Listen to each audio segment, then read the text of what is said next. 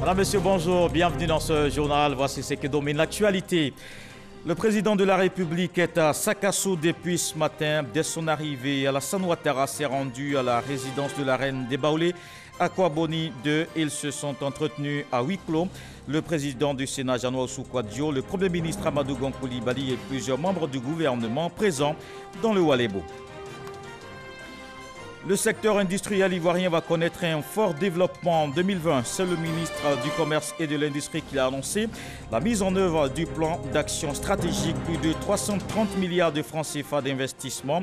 Souleymane Diarra-Souba a donné les orientations pour cette nouvelle année.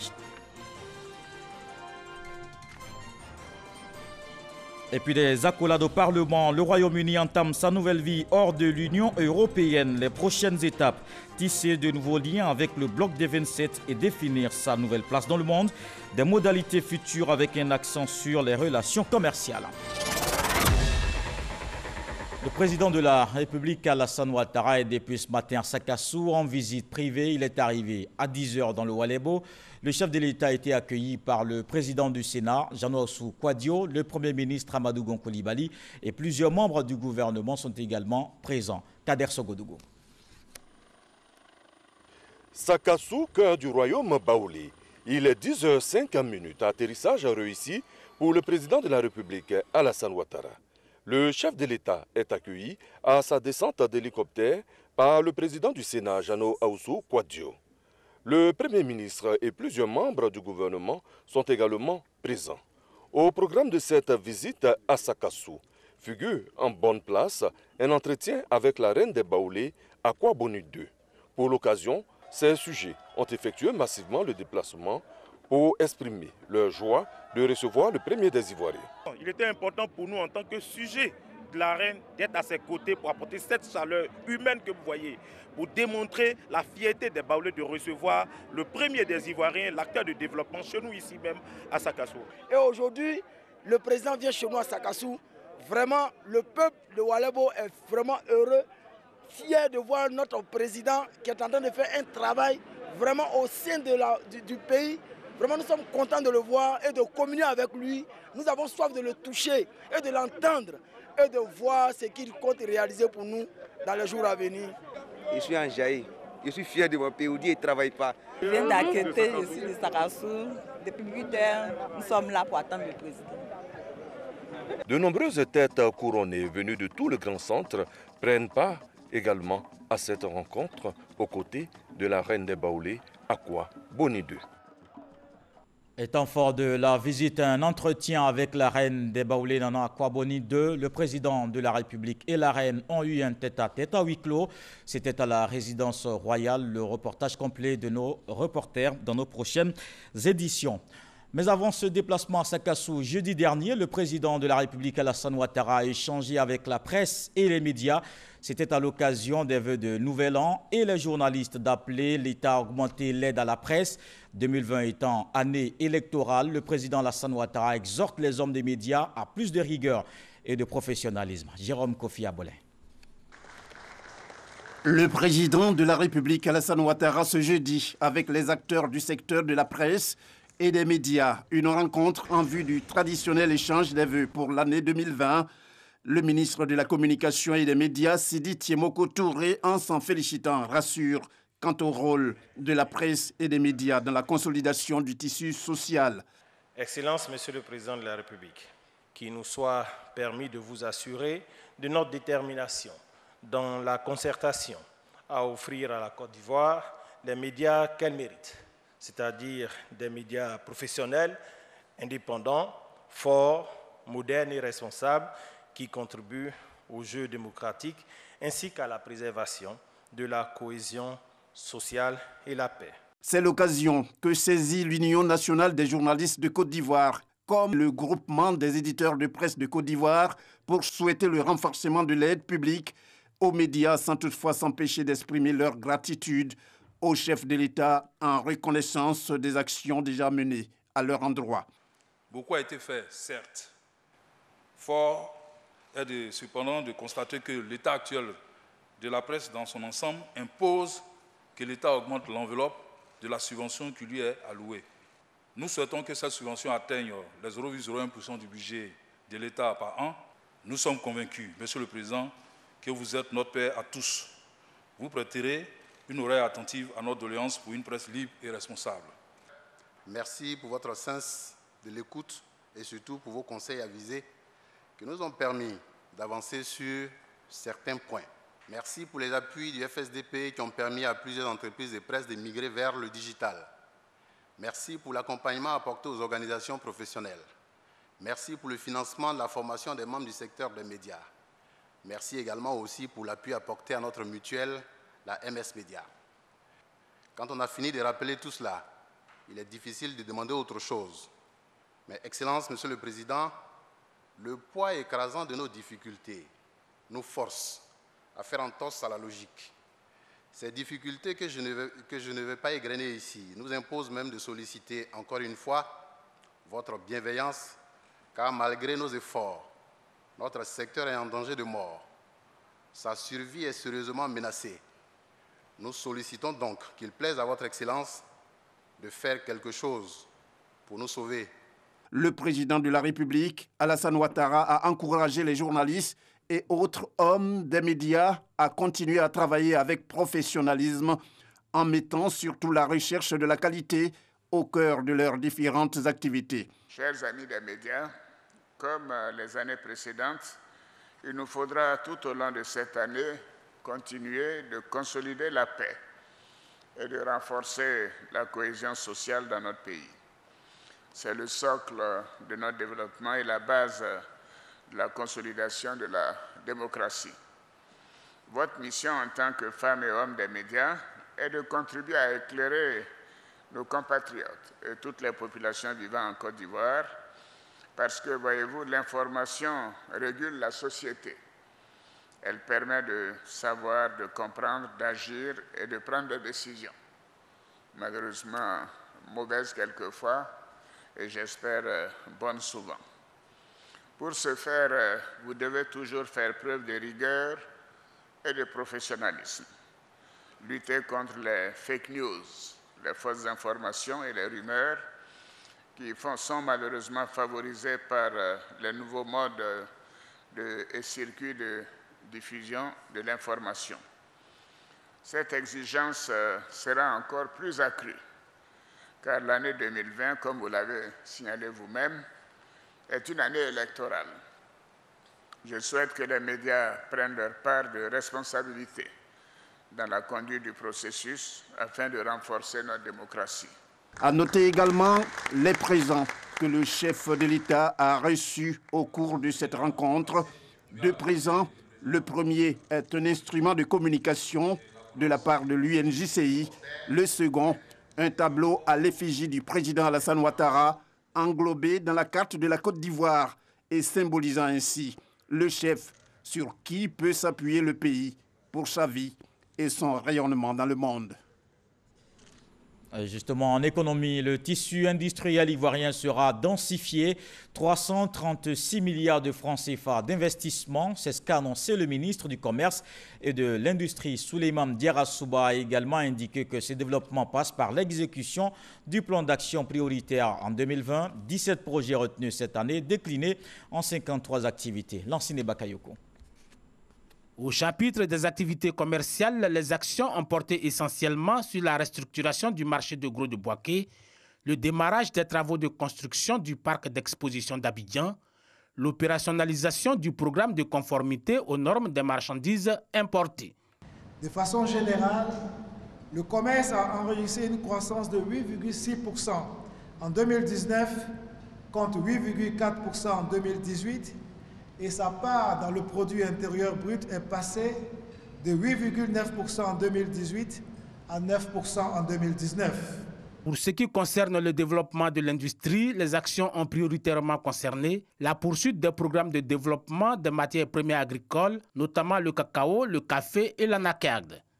Globalement, le secteur industriel a enregistré en 2019 une croissance de 9,7%, contre 7,1% en 2018.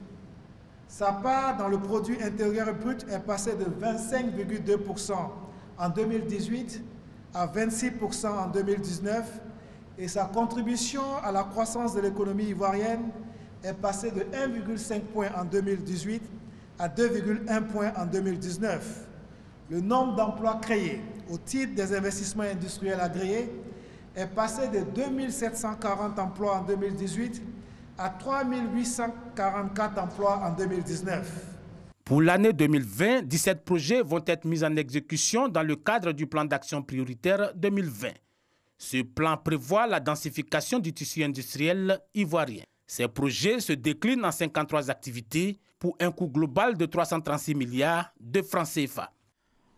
Avec Nadia Edia, parlons du nouveau code des marchés publics. Les acteurs ont reçu le document adopté l'année dernière. Des innovations sont apportées au niveau des passations, le contrôle et la régulation. Un texte qui va accroître davantage l'efficacité et la transparence du système national de passation de marché. Le nouveau code des marchés publics est contenu dans ce document. Il vient remplacer celui de 2009 avec 29 innovations majeures. Parmi ces changements, un grand nombre concernent l'accès des PME à la commande publique. Il faut retenir que désormais, 30% de la part des marchés seront réservés aux petites et moyennes entreprises. Toujours dans le cadre de l'aide apportée aux PME, nous avons 15% de marge préférentielle accordée aux grandes entreprises qui accepteront de sous-traiter 30% de leur part de marché à une PME. Ce nouveau code vient accentuer l'équité et la transparence dans le système des marchés publics. Le nouveau code institue un certain nombre de règles, améliore les délais et prend en compte des évolutions qui avaient eu lieu au niveau de la régulation pour harmoniser la législation nationale. Tenant compte des évolutions au niveau de l'espace communautaire de l'UEMOA, et prenant également en compte les indications, les bonnes pratiques, les meilleures pratiques internationalement reconnues. Le ministère auprès du Premier ministre chargé du budget et du portefeuille de l'État a invité les acteurs de la commande publique à vulgariser ce nouveau dispositif. Je voudrais engager l'ARNP et la DMP à définir et à mettre en œuvre un programme d'information, de sensibilisation et de formation des acteurs afin d'assurer l'appropriation et partant la bonne application des règles et procédures qu'il contient. L'élaboration du nouveau code des marchés publics a débuté depuis 2018 avec la contribution du ministère de tutelle, l'Autorité nationale de régulation des marchés publics, la Direction des marchés publics, le Bureau national d'études techniques et de développement et bien d'autres partenaires. Le ministre de la Promotion de la Jeunesse partage la vision de paix et de développement du président de la République, Alassane Ouattara. Mamadou Touré était l'invité d'un think tank Idées et Influence. Il a évoqué toutes les initiatives en faveur de l'autonomisation des jeunes. Le porte-parole adjoint du gouvernement a aussi abordé des questions relatives à l'actualité nationale. Le point avec Walter Amadou Ouattara. Idées et Influence, une plateforme d'échange entre des membres engagés de la société civile et les personnalités influentes de la vie politique ainsi que du secteur privé et du public. Des personnalités désireuses de partager leur vision de la Côte d'Ivoire de demain. Débattre aujourd'hui pour construire demain. Et donc on pense que c'est très important de pouvoir s'asseoir, discuter ensemble entre Ivoiriens. Nous sommes... pour la grande majorité des membres de la société civile, les opérateurs du secteur privé. Et on pense qu'on doit être aussi en marge des discussions avec les acteurs politiques de tous bords pour pouvoir faire en sorte que la Côte d'Ivoire reste la Côte d'Ivoire. Meetup constitue une des tribunes de cette plateforme qui a déjà vu passer sur ses plateaux Mamadou Koulibaly et Jean Lubion. L'édition 3 de Meetup a reçu jeudi dernier Mamadou Touré, ministre de la Promotion de la Jeunesse et de l'Emploi des Jeunes. Le porte-parole adjoint du gouvernement a abordé les différentes questions proposées par les modérateurs. Plusieurs points étaient à l'ordre du jour, notamment l'indépendance de la justice, la vie socio-économique, politique et le développement du pays. Mamadou Touré assure que la Côte d'Ivoire va bien. Nous avons un pays qui est dans une bonne dynamique. Les indicateurs socio-économiques aujourd'hui sont au vert. Nous avons un pays qui est en train de consolider sa stabilité dans un environnement sous-régional difficile. Notre responsabilité en tant que RHDP, c'est de faire en sorte qu'il n'y ait pas de rupture. C'est normal que l'opposition puisse exercer son droit. Et ils doivent exercer leur droit. Mais que cela se fasse dans un cadre républicain. Les élections vont se passer dans des bonnes conditions. Dans la tranquillité, les Ivoiriens iront voter et je peux vous rassurer. Après environ 2 heures d'interactivité, le public et les modérateurs ont salué la disponibilité du ministre Mamadou Touré qui s'est prêté sans faux fuyant au questionnaire. Promotion de l'emploi des jeunes, on en parle dans ce document que vous allez voir. Le gouvernement a initié un programme d'insertion socio-professionnelle des jeunes. Des projets sont donc financés à travers les opportunités d'emploi mises en œuvre par l'agence Emploi Jeunes. Mais je vous emmène à Daloa, zone reconnue comme foyer du départ de l'immigration clandestine. Là-bas, plus de 6 000 jeunes bénéficient de financement pour leur autonomisation. Le dossier vide ici fait un focus sur leurs activités avec Eugène Atoubé. Un samedi à Daloa, sous un soleil de plomb, des jeunes arrivés du village de Bla se rendent dans les locaux de l'agence Emploi Jeunes au quartier Lobia. Un jour officiellement non ouvré. Pour autant, les jeunes sont reçus par le premier responsable hiérarchique. Une exception, car ce samedi est le dernier jour de dépôt des dossiers de candidature pour la sélection des projets à financer dans le cadre de la phase 2 de l'opération Agir pour les jeunes dans la région du Haut-Sassandra. Sont éligibles les jeunes de 18 à 40 ans. On m'en parle beaucoup. C'est pour ça que je suis venu ici aujourd'hui pour essayer. Nous sommes venus ici pour pouvoir bénéficier de ces financements. Parmi les jeunes rencontrés à l'agence Emploi Jeunes de Daloa, il y en a qui exercent déjà un métier ou une activité, mais qui recherchent un financement pour son développement. Ils sont les plus nombreux et, à leur côté, ceux en quête d'une première activité génératrice de revenus. Pour ces jeunes, le temps du scepticisme est passé. Ils ont eu écho des différents témoignages de bénéficiaires de chèques dans le cadre du projet Agir pour les jeunes, piloté par le ministère de la Promotion de la Jeunesse et de l'Emploi des jeunes. Ce sont plus de 1043 jeunes sélectionnés pour la phase 2 de ce projet dans la région du Haut-Sassandra, projet lancé en septembre 2019. Ces jeunes sont heureux de saisir cette opportunité qui leur est offerte pour donner une nouvelle trajectoire à leur existence. Je remercie l'État de cette aide-là. C'est pour financer mon projet de commerce, précisément la restauration. Nous donnons une formation pour consolider ce qui va être fait, afin que les fonds ne soient pas utilisés à d'autres fins. Il y a un suivi dans l'optique de mieux rembourser pour que d'autres puissent s'en approprier. Les fonds qui seront alloués aux bénéficiaires de la région du Haut-Sassandra dans le cadre de l'opération Agir pour les jeunes en sa phase 2 vont de 100 000 à 1 million de francs CFA et représentent la bagatelle de 534 millions de francs CFA. Tous les jeunes de Côte d'Ivoire, intéressés par les secteurs agriculture, artisanat, commerce, services et élevage, sont invités à approcher les services Emploi Jeunes pour de plus amples informations sur le projet Agir pour les jeunes. L'État de Côte d'Ivoire a mis à disposition une enveloppe de 10 milliards de francs CFA pour la phase 2 de cette opération qui va toucher 9 500 jeunes sur toute l'étendue du territoire. Mon département a décidé de débloquer 3,1 milliards pour les conseils régionaux afin de leur permettre au niveau local de financer tous les jeunes qui ont des projets qui vont de 1 million à 5 millions de francs CFA. Dès le mois de juin, nous allons lancer la phase 3 qui va concerner pour Daloa 6 785 jeunes à qui nous allons donner 3 milliards 53 millions 250 000 francs CFA. Le bonheur est dans le pré, dit-on, mais pas sûr que tous les jeunes en aient une claire conscience pour ce qui est vu et entendu à Daloa, dans divers milieux et quartiers de la ville. Le projet Agir pour les jeunes ne fait pas l'unanimité dans certains milieux jeunes, encore murés dans des préjugés et refusant d'aller à l'information. Je n'ai jamais demandé de financement. Pourquoi? Parce que je n'ai pas reçu d'informations là-dessus. On rencontre pourtant de nombreux cas de réussite parmi les bénéficiaires du projet Agir pour les jeunes. Miss Kone fait partie de la première vague de la phase 1 mise en œuvre en 2015. À Daloa, on la connaît comme une opératrice économique épanouie dans le secteur de la commercialisation du riz. J'ai pu diversifier mes activités, augmenter mon capital même. J'ai pu même acheter 2 congélateurs pour faire du surgelé, c'est prêt. Il est bienvenu pour la jeunesse ivoirienne. Il faut aujourd'hui qu'ils s'approprient nos dispositifs au fin d'apporter une réponse à la problématique du chômage jeune.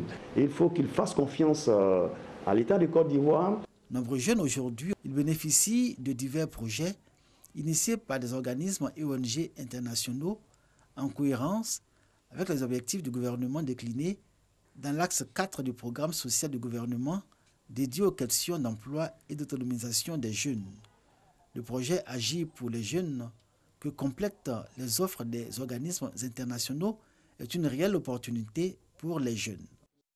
Notre première action, c'est d'informer les jeunes, sensibiliser les jeunes. Les jeunes ont compris qu'il faut aller vers l'agence emploi jeune pour s'inscrire. C'est véritablement un projet qui viendra mettre un peu d'ordre dans cette migration qui était difficile à gérer. Nous entrerons dans les coins heureux coins pour expliquer ce projet salutaire pour notre jeunesse. Le projet Agir pour les jeunes suscite beaucoup d'engouement, mais il reste à densifier la communication y afférente pour un meilleur impact de sa cible. Le projet Agir pour les jeunes, un fort engouement à Daloa, c'était le dossier vide ici de ce journal. Et du Haut-Sassandra, je vous emmène à Samo, dans la région du Sud Comoé. Le château d'eau n'arrive plus à alimenter les ménages. Le ministre de l'Hydraulique était dans la localité pour annoncer les mesures face à cette pénurie. De nouveaux forages seront construits. En attendant, des camions-citernes vont fournir le précieux liquide à la population. Plus de détails avec Francis Boifo. À Samo, dans la sous-préfecture de Bonoua, région du Sud Comoé, l'accès à l'eau potable est l'un des principaux sujets de conversation. Il n'y a pas l'eau. Quand on ouvre là, il n'y a pas de l'eau. C'est comme ça on vit. Depuis, on peut faire 2 mois, 2 semaines, 3 semaines, on n'a pas d'eau. C'est comme ça se passe ici. Il y a une minime partie du village, c'est-à-dire quelques maisons situées juste à côté du forage qui ont l'eau. Sinon, toutes les autres parties n'ont pas d'eau potable. Samo a connu un développement rapide, raison pour laquelle le forage n'arrive pas à couvrir toute la population de Samo en besoin d'eau. Mais cette situation-là, il faut que ça change. Jeudi, le ministre de l'Hydraulique est allé toucher du doigt les réalités à Samo. Laurent Tchagba a visité des installations hydrauliques en construction avant d'annoncer des mesures. Nous sommes venus sur un champ captant où nous avons un forage de 250 m3. Nous allons désactiver ce forage, nous allons mettre une pompe de 60 m3. Nous allons prendre de l'eau sur une autre conduite pour envoyer à Samo et à Bobrako. Nous allons les servir 24 heures sur 24 sur la période de 2 mois. Et durant ces 2 mois, nous allons de manière parallèle démarrer les travaux de réalisation d'un système beaucoup plus performant qui va permettre de résoudre le problème définitivement. À Aboisseau, le ministre de l'Hydraulique a eu une séance de travail avec des leaders d'opinion de Bianois. Cette localité est confrontée à des pénuries d'eau à cause de l'évolution de la turbidité de la Bia, principale source d'alimentation en eau potable. Il y a 2 semaines, les orpailleurs ont repris du service. Et là, ils ont dangereusement pollué la Bia. Devant une telle situation, nous sommes obligés de protéger la population. Donc nous avons fermé l'unité de production et distribué de l'eau aux populations à partir des camions-citernes. Nous allons créer des forages et nous allons raccorder ces forages-là au système qui existe. Et lorsque la Bia sera claire, on utilisera la Bia pour traiter de l'eau et de nos populations. Tel est nos souhaits, nous disons merci vraiment à nos autorités et nous souhaitons que ça se fasse le plus tôt possible. Pour éviter la pollution de la Bia, dont la Côte d'Ivoire et le Ghana ont en partage, il est prévu des rencontres entre les autorités militaires dans les 2 pays. L'eau potable pour une bonne santé des populations. D'ailleurs, les praticiens de la médecine traditionnelle en Côte d'Ivoire à l'école de la Chine, ils s'imprègnent de l'expérience chinoise, une formation tenue pour valoriser la médecine traditionnelle africaine. Durant 2 semaines, ils seront instruits sur les avantages, les traitements et les fondements de la médecine traditionnelle chinoise. Un reportage de Salima Toudia. Présenter et partager les avantages de la médecine traditionnelle chinoise avec les acteurs de la médecine traditionnelle en Côte d'Ivoire. L'ONG Human Interest France justifie ainsi l'organisation de la formation en ethnomédecine, la médecine relative aux méthodes ancestrales et traditionnelles utilisées par certaines ethnies. Les avantages de la médecine chinoise, c'est qu'elle repose sur la nature et qu'elle ne nuit pas. Donc c'est qu'elle pose un diagnostic avant de poser un traitement. Donc on ne fait pas d'expérimentation sur les gens pour les soigner, mais on essaie de comprendre comment ils fonctionnent, comment ils dysfonctionnent et d'adapter les traitements aux patients. Pour le programme national de la médecine traditionnelle, cette formation a tout son sens. Il faut un transfert de compétences. Nous devons pouvoir documenter les savoirs des praticiens de médecine traditionnelle. Tout ce qu'ils disent, il n'y a pas du fou, il n'y a pas, de l'incohérence. Mais il y a de bonnes choses qu'il faut pouvoir faire ressortir. Durant 2 semaines, les équipes venues de la France et du Bénin ont mis l'accent sur plusieurs thèmes, notamment la pratique du diagnostic en ethnomédecine chinoise et aussi sur les méthodes de massage. Le ministère de l'Éducation nationale veut innover dans les pratiques pédagogiques. Le projet École numérique d'excellence africaine était en phase pilote dans des pays comme la Côte d'Ivoire. 20 établissements ont expérimenté cette nouvelle approche. De 2016 à 2020, les acteurs du système se sont réunis à Abidjan pour faire le point. Maïssa Nogo, Walter Amadou Ouattara. Initié par Global eSchools and Communities, l'école numérique d'excellence africaine, NEA, est un projet qui vise l'amélioration de la qualité du système éducatif par un modèle non seulement innovant, mais surtout adossé à un référentiel solide, celui de l'UNESCO en matière de compétences des enseignants dans le domaine des technologies de l'information et de la communication. C'est un projet qui a pour but de former nos chefs d'établissement en termes de leadership, former les enseignants sur l'utilisation de la bonne intégration des technologies dans leur pédagogie et amener les enfants à utiliser les compétences du XXIe siècle. Ce programme a pu prendre en compte la formation des enseignants, l'adaptation des cours pour une meilleure transmission du savoir à travers l'outil numérique. 20 établissements scolaires bénéficient du projet en Côte d'Ivoire. Notre principale action est l'intégration des TIC et aussi la révolution au niveau de la pédagogie centrée sur l'élève. Développement professionnel des professeurs, leadership des chefs d'établissement et une communauté éducative. Pour le représentant de la ministre de l'Éducation nationale, de l'enseignement technique et de la formation professionnelle, l'engagement de la communauté éducative dans le projet École numérique d'excellence africaine en Côte d'Ivoire est à encourager. Transformer l'éducation grâce au TIC nous confronte, hélas, à de nombreux défis. Et pour les relever, le secteur public, le secteur privé, le monde académique et la société civile se doivent de coordonner leurs efforts. Le modèle École numérique d'excellence africaine développe également une approche d'intégration du numérique dans l'école avec pour objectif de promouvoir le leadership des chefs d'établissement. Un mot de culture dans ce journal. Le Sénégal est le pays invité du FEMUA 13. Le festival des musiques urbaines d'Anomambo se tient du 14 au 19 avril à Abidjan. Le commissaire général de l'événement était à Dakar. C'est au pays de la Teranga qu'Assalfo a lancé cette édition 2020. Il a remis officiellement l'invitation au ministre sénégalais de la Culture et de la Communication, Abdoulaye Diop. Dans le reste de l'actualité, cet effectif depuis hier, le Royaume-Uni est sorti de l'UE. Il devient le premier pays à quitter l'Union européenne. Mais les discussions sont loin d'être terminées. Entre le bloc européen fonctionnant désormais à 27 et les Britanniques, tout reste à faire. L'événement du Brexit, sans grand changement concret pour l'instant, marque surtout le coup d'envoi des marathons pour décider des modalités de leurs futures relations. Et puis on termine en sport. Junior Ilunga Makumbu est devenu depuis hier le premier Congolais champion du monde de boxe anglaise. Il a décroché la ceinture des lourds légers WBC ce vendredi à Kinshasa en battant le Polonais Michael Sislak par décision des juges. Le Léopard de Kananga a dû aller jusqu'au bout des 12 rounds pour l'emporter. C'est sa 25e victoire en 27 combats professionnels. Puis avant de refermer ce journal, rappelons que le président de la République est à Sakassou depuis ce matin. Dès son arrivée, Alassane Ouattara s'est rendu à la résidence de la reine des Baoulés, à Kwaboni 2. Ils se sont entretenus à huis clos. Le président du Sénat, Jean-Noël Oussou Kouadio, le Premier ministre Amadou Gon Coulibaly et plusieurs membres du gouvernement sont présents dans le Oualébo. Ce journal est terminé. Merci de l'avoir suivi. Je vous retrouve demain avec beaucoup de plaisir. Très bon week-end.